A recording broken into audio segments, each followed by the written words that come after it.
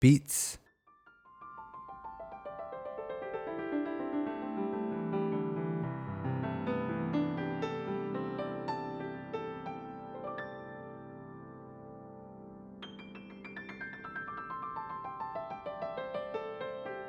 So when selecting beets, make sure they're firm with a nice dark purple color with little to no blemishes.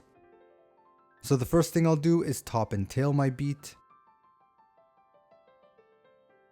I'll then proceed to peel the beet by placing my thumb at the bottom and rotating as I go.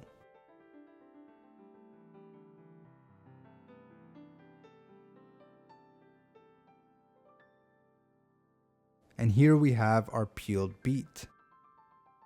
One technique is to slice into large rounds, and these are great for roasting or sous vide. Next, I'll slice the sides off to provide a more stable base while cutting.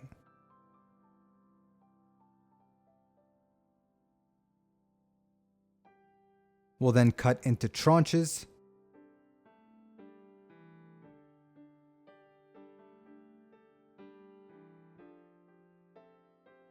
And then into a large baton.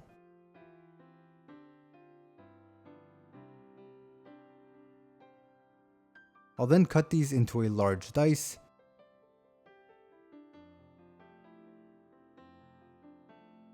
And these are perfect to marinate or for salads once blanched. With one of the tranches, I can slice into thin wedges, which is another suitable cut for a salad. I can also slice a tranche into a larger wedge, perfect for roasting or pickling. For a fine dining presentation, we can punch out rounds with a small mold, and this is perfect for elegant plating.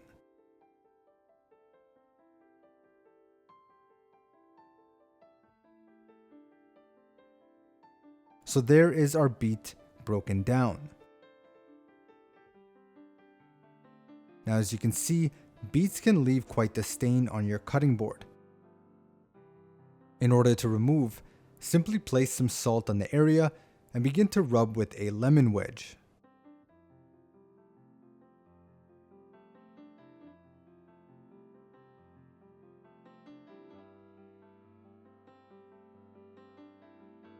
And there we have it. The lemon has absorbed most of the colorant found within the beet.